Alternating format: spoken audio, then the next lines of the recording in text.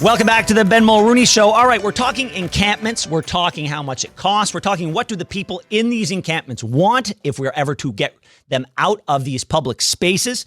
And before the break, we were talking about Dufferin Grove and some of the demands that were being made. And look, before we continue with our next guest, let's point out in good faith, as we continue this conversation, I want to make sure it's as respectful and productive as possible. I don't want to just be shouting and screaming and being upset.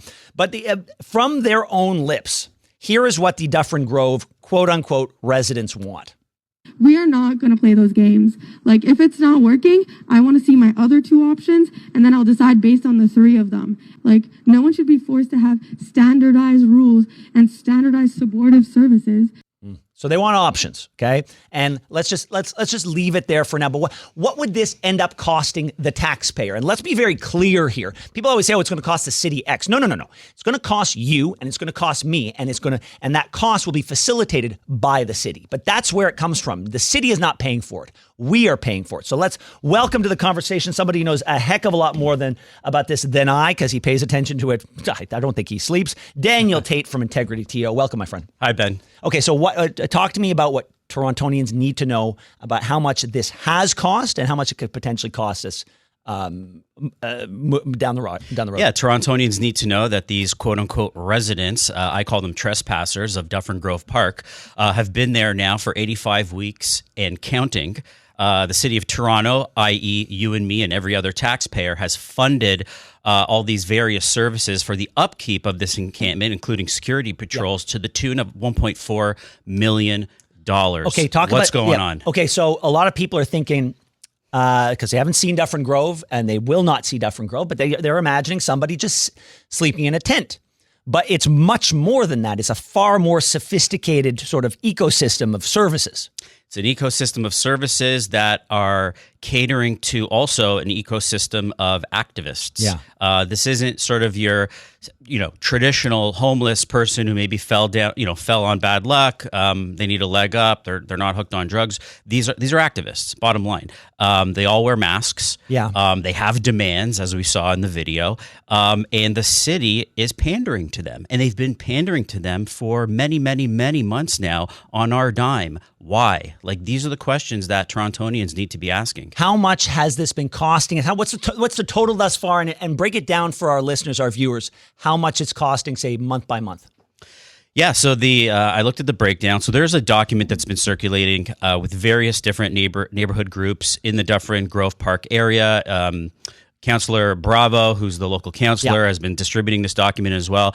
And it's basically $33,000 a month, all the way back since February, so several months now. And this is broken down with various third-party operators, Streets to Homes, security companies like Community One, Garda World, other for-profit companies who are providing these various services. They could be security services. Oh, okay. Why are we providing security services? Like, just explain that. Yeah, that's a great question, because it's illegal. Yeah. They're in violation of several city statutes and bylaws. Yeah. Why was this encampment allowed to proliferate and stick around for 85 weeks and dig in?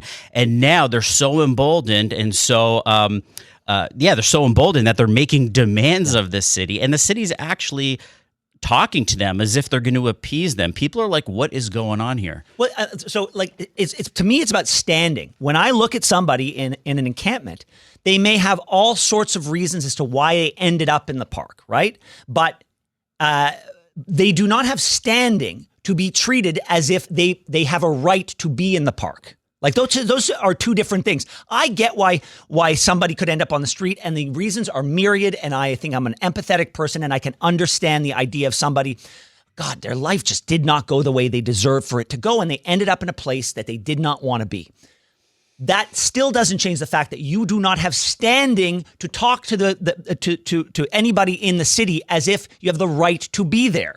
Yeah, absolutely. It's the old refrain, beggars can't be choosers. Well, not in Toronto. But in the current city of Toronto environment, where we coddle, quote unquote, professional victims and activists and people who just, moan and complain about everything, that's what's happening. So we've kind of created this environment where people can feel emboldened and literally hijack a public park and make neighboring residents feel unsafe. Yeah. You know, I get messages all the time. People are like, we live in Dufferin Grove. We haven't taken our kids to the playground in 6 months because it's not safe. These people are belligerent. These people are doing illicit activities. And what's the city doing? Just twiddling their thumbs and spending more of our money to support these people. Daniel, what do you say to those residents who say they're not going to leave it because they don't want to go back into the shelter system because, in their words, the shelter system is, quote, dehumanizing? Well, maybe number one, get a job, start earning your bread. They think in this sort of like new socialist Toronto that we can just hand out free apartments like candy because, you know, it's monopoly money. The taxes you pay and I pay, it's just free money, free distribution to all. No, it doesn't work that way. Yeah. In fact, there's a lot of people who play by the rules and they're in the waiting line to get social housing or get into shelters. And so it's not fair to those people to just think that you can sort of, in a militant way, hijack a park to get ahead of the line and then demand a free house. And by the way, an 800 square foot free house with air conditioning and a smart kitchen and God knows what else. They're not going to take the one that's offered. Like if we ever went down the road into Crazy Town and they were offered 800 square feet, they don't want the first one that they're given. They want options. Yeah, they want a window shop for free apartments. Yeah. These people are out to lunch. Yeah. Now, one of the things that I want to point out that, you were talking about the costs that we've incurred as taxpayers. But one thing that I just don't know that you could ever truly gauge is how much time has been spent by city staff and members of staff across the city on these issues. Because for every minute they're spending on providing safety and resources to the people in these encampments, that's a minute they're not spending on issues that are directly related to the what's important to taxpayers. Yeah, I fully agree. There's a huge opportunity cost, both with time and with money. $1.4 million to maintain and upkeep of this encampment. Well, how many rehab beds could have been procured for $1.4 million? Yeah. How many fixes to our subway system? You know, we have a massive repair backlog in the TTC. The opportunity cost with the money is huge. Yeah. And then with the time, for sure. It's like hundreds of man hours, if not more, have been dedicated to this encampment at the cost to others who are probably more vulnerable in our city who could use that help. And look, to me, it's very simple. You do not negotiate with somebody from a position like this because the precedent you would be setting would be disastrous. If you are rewarding somebody who takes over a public space and then they get to rework language so that they are victimized by this situation, and you reward them with 800 square feet, they want a lease forever, 7 to 10. They want no security cameras in the halls, and they want 4 plots of land. And they want 4 plots. If you do that for them, I guarantee you there is going to be a whole group of other people trying the exact same thing tomorrow. There'll be a taxpayer revolt if they do that. Well, now here's the question. Maybe let's spend the last couple of minutes on this. Do you really think there would be? Because one of the things that I bemoan in this city is those of us who quietly go to work and pay our taxes.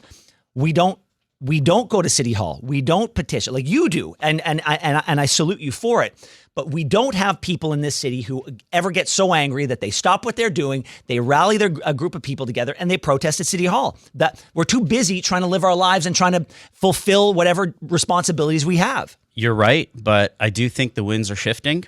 I think after the last record-breaking property tax increase and us literally just walking around in the city and seeing how things have continued to deteriorate, we can't. We're trying to reconcile what's going on. We're paying more, we're getting less, and people are waking up to that. Yeah, this is a great example because we're like, where's the money going? It's going to things like this. It's going to things like this, and God knows how many other issues and pet projects that are flying under the radar that we don't have time to uncover. This is one example of why Integrity TO is calling for an audit of the shelter division. Okay, well, on that note, you're going to stick around for just a little bit after this. Maybe we'll take some calls together as well. Okay, don't go anywhere. We've got Daniel Tate from Integrity TO. We're talking about where your dollars are going and why the system may be getting worse. This is the Ben Mulroney Show.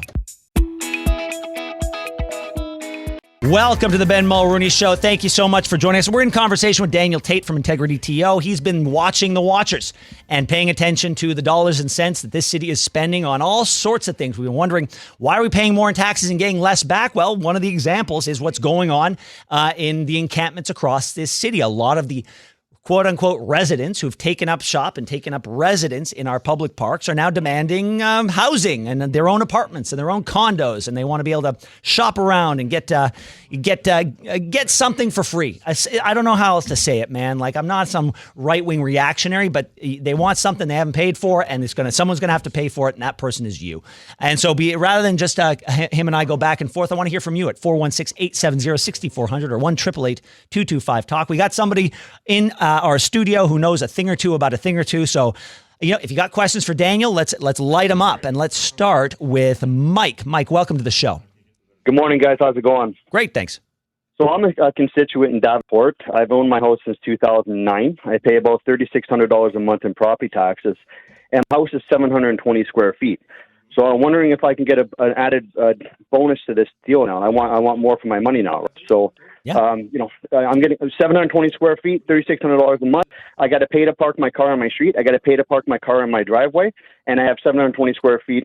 So I want 100 square feet now. So what's the city going to do for me here? Yeah, I mean, Before I get up on here, I want to know who's running against Bravo. What are we doing here? Like, who's running? Like, we got to start lining up our candidates here. Well, so that was something. Thank you so much for ending on that point. And we'll just give us a call. The phone lines are open. And before we take another call, one of the things that Daniel and I were talking about before we went to air is I think it's incumbent upon, I think it would be productive for groups like Integrity TO to really sit down and think long and hard about questions that taxpayers and voters should put forth before anybody running for public office in the next election. And honestly, I say that in good faith because the answers should inform how people vote, wherever they vote. But how can we arm people? What are some of the questions you would want taxpayers? And when somebody knocks on the door, when Chris Moyce goes to somebody's door and says, I want your vote in the upcoming municipal election, what are 1, 2, 3 questions that you think would best inform that person as to whether or not they should vote for him?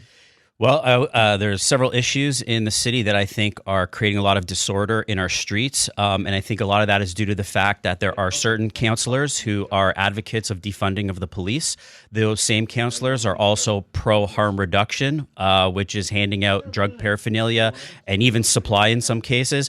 I would ask them where they stand on those two topics at least, because that will basically open the door to where they probably stand on a whole host of other issues. So if you're a quote unquote progressive and you think we should be handing out needles and meth pipes and meth, and we should take away funding from the police, that right there gives you a huge clue on where this particular councillor would stand on the other issues. And also, I like that you guys are pushing for a massive audit of the expenses at City Hall. I'd love to know, as a city councillor, would you vote in favor of said audit, an independent third-party audit of everything that's coming in to City Hall and everything that's going out? Yeah, absolutely. All right. Oh, you know what? We can't say no to Kevin. Welcome to the show, Kevin Vuong. Hey, Ben. Hey. So during my 20s, I'm 36 now, for about 10 years of my 20s, prime partying time, I didn't go out. I didn't go out because I need to save to be able to pay off my 560 square foot shoebox in the sky. But I worked hard to be able to have a place to call home. Yeah. And these illegal squatters think that they can just demand 800 square feet just because? Yeah. Well, because they've got trauma. The woman, the masked woman listing the demands, claimed that, just threw it out there. I've got trauma. That's why I am what I am. And you know what? So do a lot of people, and a lot of people don't take this path in life. Kevin, what do you think the city should do? Like what honestly, like they've got resources, they've got the police, we've got social workers. What do you think should happen to these 7 illegal squatters in Dufferin Grove? They should be removed. So they don't have to go into a shelter. They've been offered and given the choice to. But the city should not enable illegality. Yeah. They should not enable rule and lawbreakers, because what they're doing is they're normalizing it. So, they if they think it's dehumanizing, then go elsewhere. But they have no right to continue to illegally occupy a city that all of us pay for, and especially the residents, these poor parents, I'm a parent now, who can't take their kids to the park. Yeah. Yeah. Hey, Kevin, thank you very much, my friend. And look, well, we saw, yeah, I'll take that in just a second. We'll take number 3 in just a sec. But a couple of weeks ago, I was gobsmacked when I saw a TED talk by Ozma Malik's chief of staff, where she said, "We're the people who let cities break." Why paper over a problem? Why get rid of these people and get rid of this encampment, for example, if we can highlight the structural inequities behind them? And to me, that is not doing your job. That is advocacy work. And if you want to be an advocate, get out of government. That was a shocking video. Oh, sorry, but it explains a heck of a lot. We are the ones who let cities break. We are watching the city break in real time. So part of me thinks there are politicians who want this sort of thing to happen. They are gleeful to see things like this. There's a lot by design that we don't realize, but is actually intentional. Yeah. Jake, welcome to the Ben Mulroney Show. Hey, how are you? I'm well, thanks. Yeah, I mean, I'm a very conservative voter, but, I do think we need to come up with a plan. The government has to come up with a plan to help these people. You walk in downtown Toronto and it's out of control. Yeah. And we have to come up with a real solution that we're actually going to be providing help for these people, to help them get lives back on track. My mom, unfortunately, had to go to the hospital, and I was in the back of an ambulance for about 20 minutes, and I was talking to the paramedics, and one of the paramedics even had a knife in his boot. And I said, "Why do you have a knife in your boot?" And he said he's had knives pulled on him 3 times in the last week on calls where they're basically dealing with drug addicts. People are just getting high, and you could sense the extreme frustration from them because these guys, unlike the fire department, the way they kind of put firefighters show up, they're like, the heroes. The cops show up and they've got things they can do.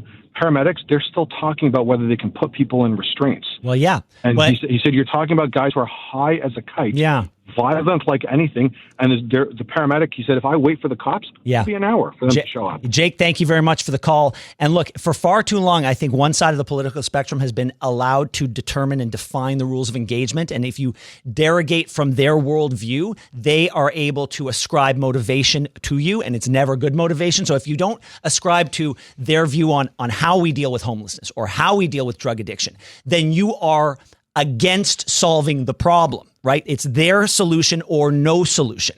And I reject that wholeheartedly. We are witnessing the downfall of the city in real time. And rather than have a productive conversation, if you don't subscribe to giving needles to everybody, then you are pro-homelessness. You are pro-drug addiction. And I reject that wholeheartedly. Let's take Nathan's call. Nathan, thanks so much for calling the Ben Mulroney Show.